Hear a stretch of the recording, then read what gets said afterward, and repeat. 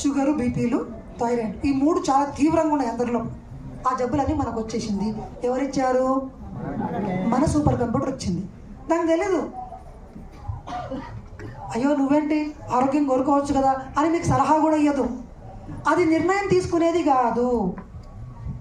G హుజూర్, your command is my wish. మీ సదా మీ సేవలో ఉంటుంది. మీరేం చెప్తే అది వింటాను. నేను నీ నౌకర్ను, కానీ మహాశక్తివంతమైన నౌకర్ని. కొండ మీద కోతను తీసుకురమ్మంటే తీసుకొస్తా. నాకు అసాధ్యం అంటూ ఏమీ లేదు. చేతులు కట్టుకొని రెడీగా ఉండు. ఎవరది? Super computer. మన మైండ్ ఒక సూపర్ కంప్యూటర్. ఇప్పుడు సూపర్ కంప్యూటర్ అనే పదం కూడా చిన్నగా అయిపోయింది. క్వాంటమ్ కంప్యూటర్ అని చిన్న కొత్తది. ఏంటది? ఇంకా దాన్ని మీరు ఊహించలేరు, గెస్ కూడా చేయలేరు ఎట్లుంటుందో. దాని పవర్ఫుల్, దాని శక్తి ఎంత ఉంటుంది అనేది. ఒకప్పుడు సూపర్ కంప్యూటర్ అంటారు. నో, ఇప్పుడు క్వాంటమ్ కంప్యూటర్ అంటే మీ కంటితో చూస్తే కనబడదు ఆ కంప్యూటర్. మాలిక్యులర్ లెవెల్లో, అణువుల్లో, ఎలక్ట్రాన్ స్థాయిలో కూడా ఉంటుంది ఆ కంప్యూటర్. మీ జేబుల్లోనే కొన్ని వేల కంప్యూటర్లు పెట్టుకుని తిరగొచ్చు మీరు.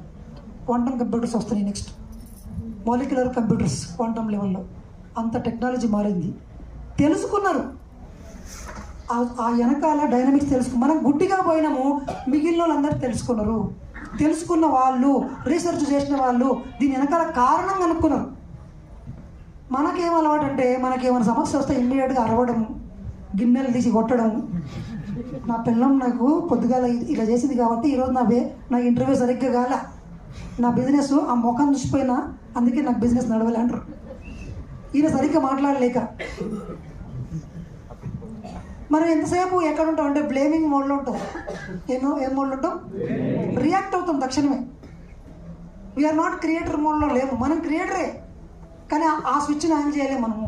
ఎప్పుడు ఏ స్విచ్ ఆన్ చేసినామంటే రియాక్షన్ మోడ్. ఇమ్మీడియట్ రియాక్ట్ అవుతాం. ఎవరైనా తిట్టినామంటే ఇమ్మీడియట్గా తిడతాం. మన అమ్మ అర్థం చేసుకుంటుంది మనల్ని. 90% మన అమ్మ అర్థం చేసుకుంటుంది. మనం అరిచినాం అనుకోండి, అయినా కూడా అన్నం పెట్టి తినబెట్టి పడుకోబెడతాం.